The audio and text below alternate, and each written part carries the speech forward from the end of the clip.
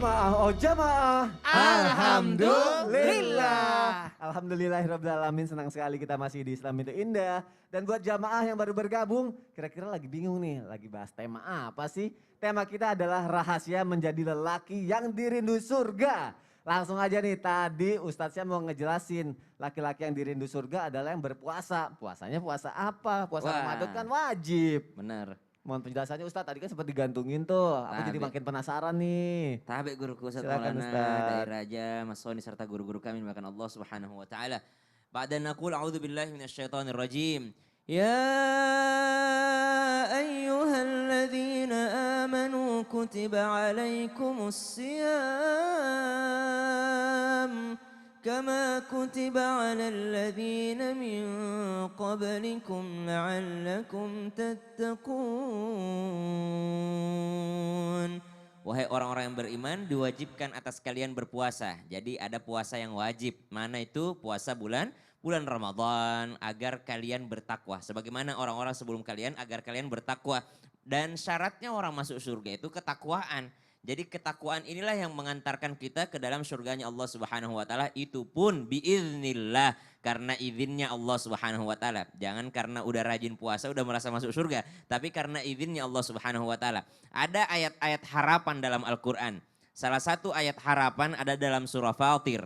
Apa kata Allah dalam surah Fatir? Bahwasanya di antara manusia pilihan ada di antara mereka yang pertama golongannya zalimul li nafsih. Kemudian golongan kedua, faminhum muqtasid, pertengahan. Ada yang ketiga, sabiqul lil khairati biiznillah. Yang pertama itu zalimul li nafsi. Mereka zalim kepada diri mereka sendiri. Berkata para mufassir, siapa itu zalimul li nafsi? Mereka melaksanakan yang wajib tapi tetap masih bikin dosa.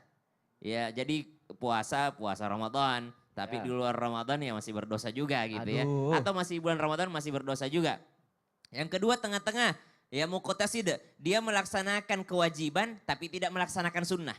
Ya, tidak melaksanakan sunnah. Jadi puasanya Ramadan doang gitu ya. Enggak ada puasa Syawal, tidak ada puasa Muharram, tidak ada puasa Ayyamul Bid ya, 13, 14, 15 setiap bulan Qamariyah, ya tidak ada sunnahnya, tapi dia melaksanakan kewajibannya. Yang ketiga, yang paling bagus, sabiqul lil khairati biiznillah. Dia melaksanakan kewajiban dan melaksanakan juga sunnah. Jadi puasa di Ramadan, kemudian puasa juga sunnah-sunnahnya. Subhanallah. Apa kata Allah? Ketiga golongan ini, kira-kira kita masuk di mana, Son? Kalau saya merasa saya masuk yang pertama. Waduh. Melaksanakan kewajiban tapi masih melaksanakan dosa juga gitu ya. Iya. Subhanallah. Maka saking sayangnya Allah, makanya disebut ayat harapan, tiga-tiganya masuk surga. Tiga-tiganya masuk surga. Meskipun dia masih melakukan kesalahan, ya naudzubillahi min dzalik, orang yang meremehkan maksiat itulah orang yang tertolak. Tapi kita tidak meremehkan maksiat, tapi mungkin kita ada dosa yang tidak disengaja, ada dosa karena mungkin ya susah meninggalkannya. Semuanya masuk surga dengan rahmat Allah Subhanahu wa taala. Maka dari itu laksanakan yang wajib karena Allah Subhanahu wa taala sangat sayang kepada hambanya yang melaksanakan kewajibannya. Kapan kita berdosa? Kalau meninggalkan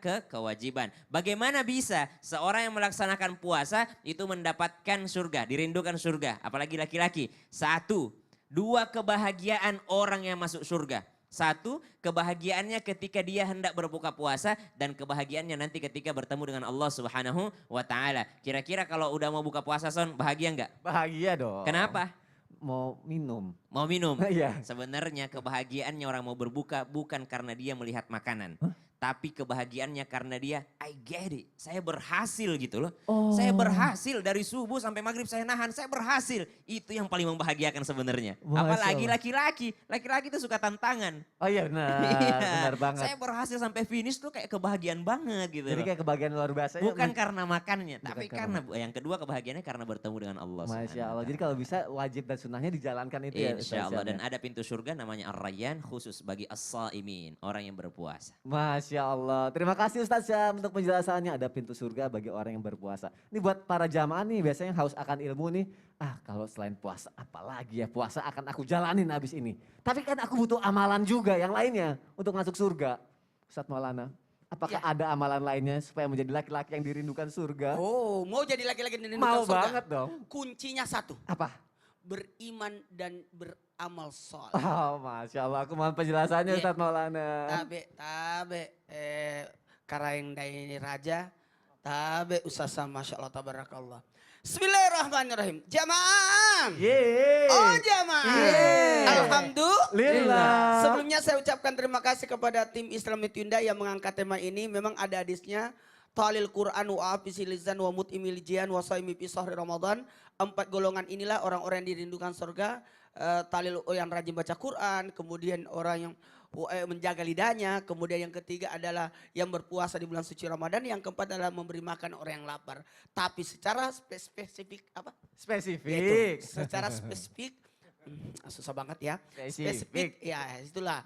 Tim Islam Indah mengangkat beberapa. Jadi ini memotivasi buat kita untuk insya Allah menjadi orang yang dirindukan surga.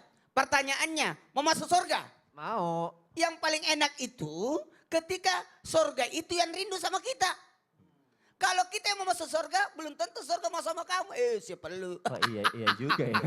Tapi ada baiknya, jikalau surga itu yang berteriak, masukkan dia padaku, masukkan dia padaku. Siapa itu?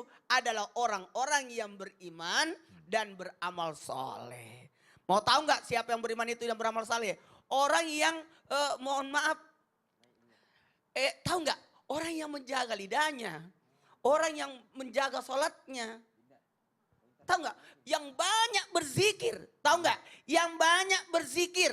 Tahu nggak yang banyak berzikir? Siapa itu? Yang senantiasa mengingat Allah. Itulah orang-orang yang beriman. Ciri-ciri orang beriman ada 5. Bisa dicatat, bisa dicatat. Sudah lihat? Ada 5. Sudah lihat? Apanya? Cincinnya. Oh ya Allah. Yang pertama mengingat Allah. Tahu nggak yang mengingat Allah? Senantiasa apapun yang dilakukan karena Allah. Contoh, buka handphone itu tujuannya untuk apa? Karena nafsu atau karena Allah? Karena Allah. Harus karena Allah. Aku pengen jawab yang pertama takut salah. Nah, karena nafsu atau karena Allah? Itu. Apalagi yang kedua adalah orang dalam artian menjaga sholatnya. Ketika orang bisa menjaga sholatnya itu luar biasa. Itu yang kedua. Yang ketiga menginfakkan hartanya. Makasih banyak tadi Ustaz Raja suka bersedekah. Yang keempat, tahu nggak yang keempat? Ini yang susah. Menahan amarah. Kadang-kadang kala kita ini tidak tahan amarah. Mau marah sama anak, mau marah sama pasangan. Makanya alhamdulillah saya bersyukur tidak pernah marah sama almarhumah istri saya. Sampai meninggal. Kenapa? Selama 10 tahun 5 bulan tidak pernah saya marah sama beliau. Kok bisa? Mau tahu rasanya? Mau Ada 3. banget. Yang pertama, kenapa saya tidak pernah marah sama beliau? Karena saya tidak mau istri saya dilaknat malaikat. Oh, Karena Masya siapa Allah. suami yang marah kepada istri, maka istrinya akan dilaknat malaikat. Aduh. Yang kedua, kenapa istri saya tidak pernah marah sama saya? Ya. Karena semua uang beliau punya. Oh. Harta atas nama dia. Dan kenapa kami tidak pernah bertengkar? Apa? Rahasia ini yang paling penting. Apa Ustaz? Karena saya di Jakarta, istri saya di Ya Makassar. Allah. Jauh jarak. Jauh jaraknya. Jadi harus zikir, jaga salat, suka mengimpakkan hartanya, kemudian menjaga amarah, jaga emosi, kuasai diri. Dan yang keempat, bisa memaafkan orang. Dan tahu nggak, di surga mana diletakkan orang-orang yang beriman dan orang yang beramal soleh? Mau tahu? Mau. Mau tahu? Mau. Mereka ditempatkan di surga yang paling tinggi. Namanya surga Firdaus. Masya Allah. Itu. Tapi memang hal-hal seperti itu memang harus kita lakukan. Tapi kan Iya. susah untuk Tapi memulainya. sebenarnya singkat aja. Ingat Allah, jaga sholat, kemudian mengimpakkan harta, kemudian jaga amarah. Yang kelima itu, suka memaafkan orang. Masya Allah. Aku belajar untuk itu. Jamaah juga pasti belajar untuk itu. Terima kasih Ustadz Maulana Iya, untuk iya. penjelasannya. Insya Allah dengan apa yang Ustadz Maulana tadi kasih tahu, kita praktekkan insya Allah kita bisa menjadi laki-laki yang dirindukan surga. Amin ya rabbal alamin. Aku punya tayangan nih jamaah nih. Laki-laki aniaya gadis ABG. Aduh, kita lihat tayangannya. Silakan. Dito, punta ka lagi kamar mandi. Oh hindi ya, jatuh Iya, teh. pantaran nih. Sampai saling kamu. Rombok banget gitu. Ah, para, newak ko kayak mati, newak ko. Newak ko! Newak ko! Newak ko! Newak ko! Newak ko! Newak ko! Newak! Newak ko! Pero may ko pedyo. Lain ko ka. Dari ko.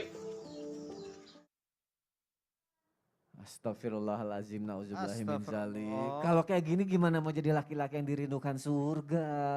Tadi Ustadz Maulana baru menjelaskan jangan emosian, ini malah seperti itu ya Allah. Baik jamaah yang ada di rumah, kira-kira apalagi nih? Aku mau nanya sama Ustadz Dai Raja. Caranya biar menjadi laki-laki yang dirindukan surga harus seperti apa sih? Mohon penjelasannya Iya. Ustadz Dai Raja. Tabe guruku semua, insya Allah izin. Iya.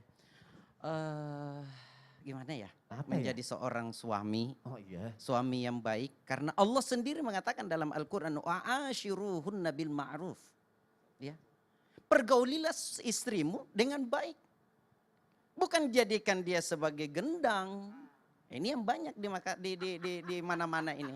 Iya. Ketika seorang istri punya kesalahan, dia tidak ingat kebaikan istri itu jauh lebih banyak daripada kesalahannya. Nah ini dia yang banyak. Makanya seorang suami yang baik, laki-laki calon penghuni sorga yang dirindukan sorga. Tapi Ustadz kalau saya bicara masalah sorga, yang saya membuat termotivasi untuk beribadah lagi Ustadz. Karena nanti insya Allah di sorga nanti tidak ada lagi orang yang pendek.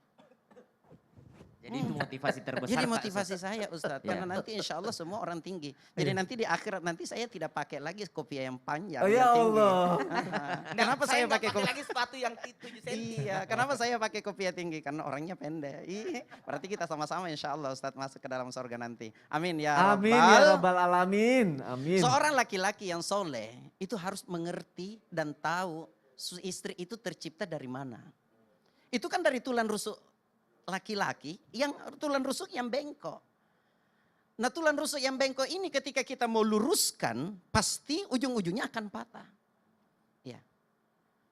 Seorang suami ya, itu harus pintar-pintar mengetahui karakter seorang istri. Seorang istri itu tipenya, dia itu harus dihargai. Jadi suami harus menghargai istri.